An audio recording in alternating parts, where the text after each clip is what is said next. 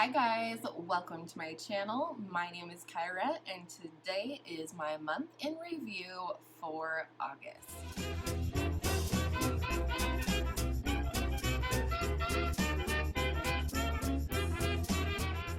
So if you're new to my channel, welcome, or if you're new to these videos, every month I tell you about some things I've been loving, some things I have not so much been loving, a palette of the month, maybe a new technique that I learned, and a few other shenanigans in between.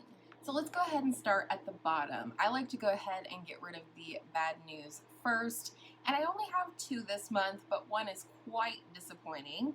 The first thing that's in the bottom this month is the Jouer Skinny Dip Lip Topper. And this is just straight up glitter. I tried putting this on my lips. It immediately adhered to the lip color I had on underneath. Complete glitter bomb. It wasn't very spreadable, and Lord knows I wasn't about to take the dough foot and just smear it across my lips because pa-pow. So honestly, I'm not too mad about this. I think I'll keep it around for, specialty looks, things like that. It's not completely unusable. It's just a disappointment. I always wanted to try something in the Skinny Dip shade from Jouer because it is one of their cult favorite shades. So now we know. This, not so much on the lips. The other bottom for this month really pains my heart, and that is because it is the I Heart Revolution Tasty Avocado palette. So I'm not going to do a 3 looks 1 palette with this palette. I am going to throw up here some looks that I created with this palette for your viewing pleasure. But the reason I'm not going to do a 3 looks 1 palette video on this is because I don't recommend it. This is no doubt a beautiful color story right here, but the problem is that within the 4 to 6 hour mark, these shadows fade and muddy and lose their metallic qualities really quickly on my eyes, and I don't generally have that problem.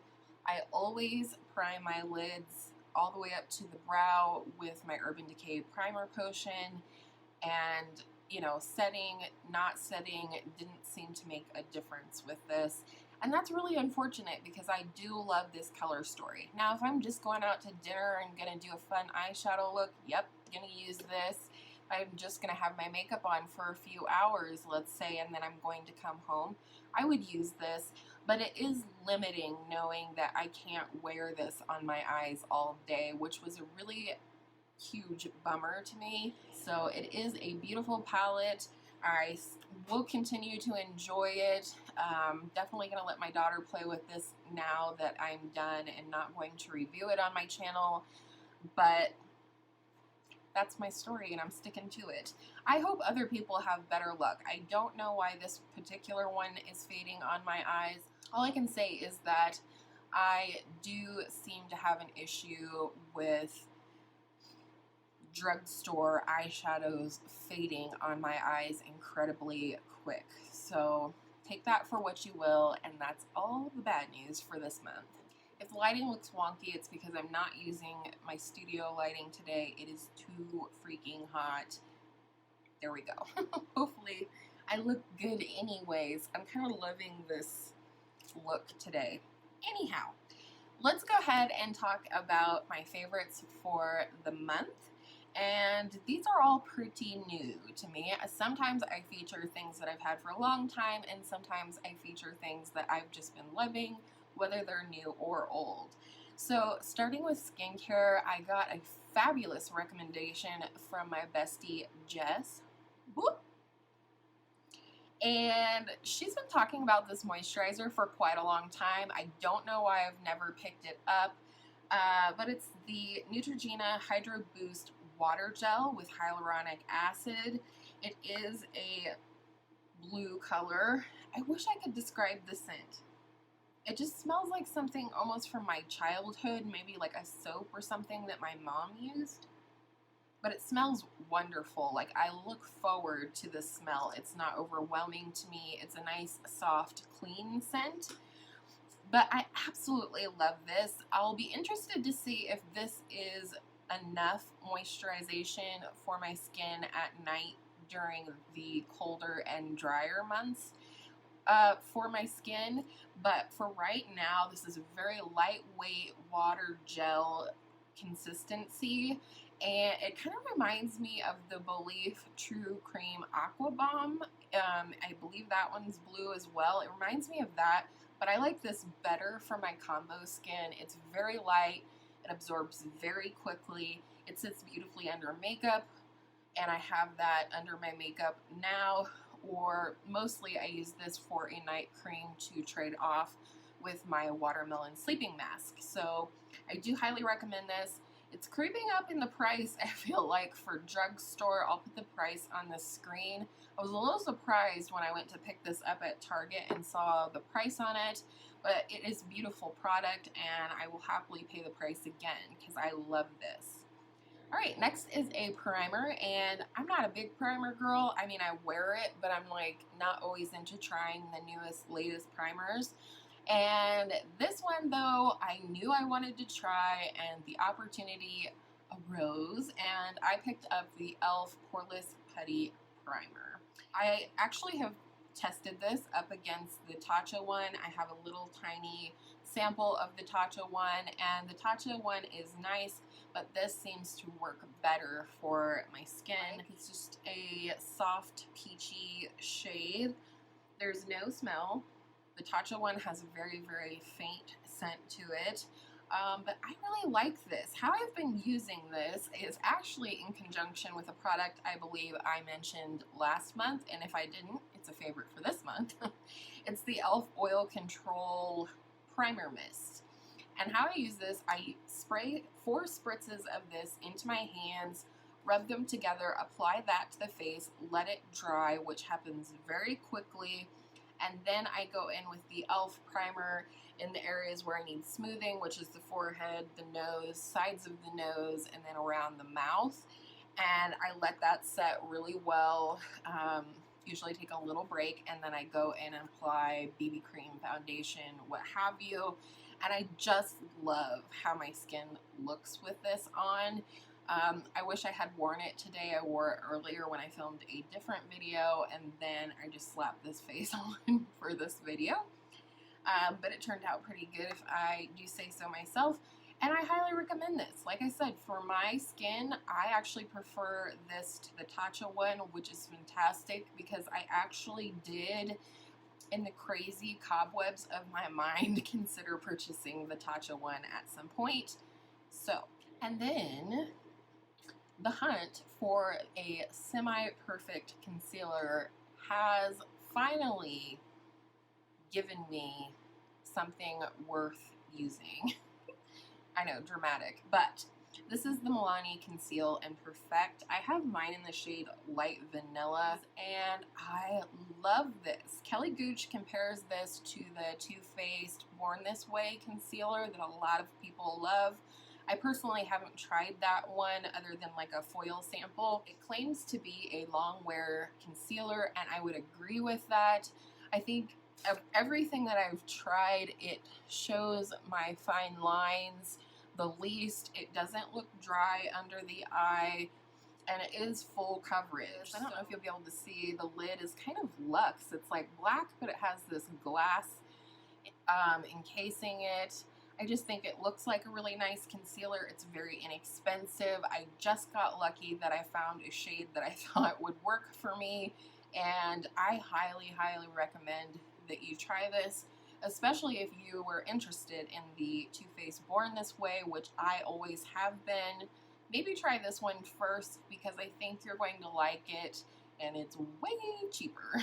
Last for the tops is this gorgeous lip color that I am wearing in a formula that I really enjoy, and this is a Jessica Braun Made Me Buy It product, and it's the, what do they call these? They don't say on the package what the frank that they're called, but they're the L'Oreal Matte Colored Ink Liquid Lips.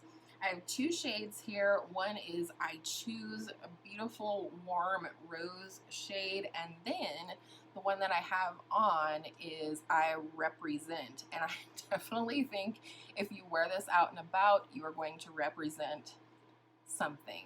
Confidence, probably. So I'll go ahead and swatch these. I talked about in another video in a Get Ready With Me that the shade I Choose is absolutely a dupe for the Marc Jacobs Kiss Kiss Bang Bang shade. So here is I Choose and here is I Represent. Really beautiful. The thing that I love about these is that it feels like a gel. When you apply it to the lips, there's almost a cooling sensation as you would feel if you put gel anywhere on your face. And so it's very thin, very easy to apply. I suppose I should show you the doe foot because this is something else. You have here a pointed doe foot, but it's very flat and it's at an angle there. And I love this point at the top of the applicator. Makes it really easy to get up there by the Cupid's bow, where some people have trouble when applying a liquid lipstick.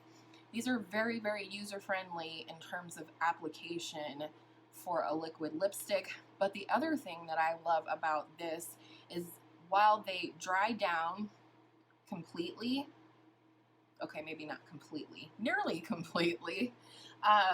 While these almost dry down completely, they don't feel dry on the lips. It just feels like your lips. It feels like you're not wearing anything. The other thing I will say is this particular color, as I'm assuming the other more bold colors, this leaves a stain on my lips. In fact, these are not dried down yet, but I will show you that these stain. So, I mean, if you're looking for a liquid lipstick that's comfortable and super long lasting, even leaving a stain behind, I highly recommend the bold colors of this. I almost picked up the burnt orange shade of this, but I did just buy a burnt orange or rusty orange bullet lipstick, so I'm on the fence. But the shade I Choose is definitely dupey for Marc Jacobs Kiss Kiss Bang Bang, so if you can't swallow the price of a Marc Jacobs lipstick, I highly recommend this one. And then in July, I don't actually remember if I had a palette of the month or not, but this month I do. It's an old favorite, one that I've always loved in my collection, but I'm suddenly feeling the urge to reach for it more. I've reached for it several times just in the last week, but overall this is the palette I used the most this month, and it is the Natasha Denona Lila palette. I know that this is not accessible or affordable for a lot of people, but I like to tell you guys what I'm reaching for. It is what I'm wearing on my lids right meow. And I love this look. I love the formula of her shadows. They're very effortless, and I'm never disappointed with my look. And it was very simple. I went in with this shade. It was kind of a rosy brown shade. And then this shade, while it looks pink in the pan, it's very orange in real life in the pan. So it actually is an orange with a pink shift, a duochrome. And then I went in with this bright gold and really kind of went ham with it. I'll put a close-up picture where you can see it better. And that's it. I used a highlighter for the inner corner, and I love this look. So absolutely, my palette of the month was the Natasha Denona Lila palette. What was your palette of the month? Your favorite, the one you used the most? Tell me all about it. Last but not least, I did promise in the Why I'm Not Panning Anymore video that I would continue to update you on my Pan That palette for 2019 in my month in review video, and here I am. So, if you're new, if you missed the series, I am panning the Jaclyn Hill X Morphe palette. this year. I was hoping to hit pan on all of the shades except for these darkest 4. I will tell you that since I last talked to you about this palette, I have not used it even one time. So there is no progress. I think I've briefly mentioned, but I'll mention again, that August was a really shitty month for me. I'm fine. It's all good now. But August sucked, other than my son turning 16, which was fantastic, and seeing my husband that weekend. But I didn't care. I didn't care about my Pan That palette in August, and in fact, I put it away in my palette drawer. I didn't even keep it on my vanity top here as I normally would. So I'm going to put it back on top here with the palettes that I'm reaching for most frequently, where it should reside. And I'm going to definitely try for some progress in the coming month. At this point, I don't think I'm going to reach my goal because I'm continuing to want to reach for all the beautiful new things that I've been able to purchase since I ended my no-buy. But I do want to continue on with the progress and the project, and I will continue to update you in these videos every month. So that's it, kind of a short and sweet month, although I'm sure this won't be a short and sweet video.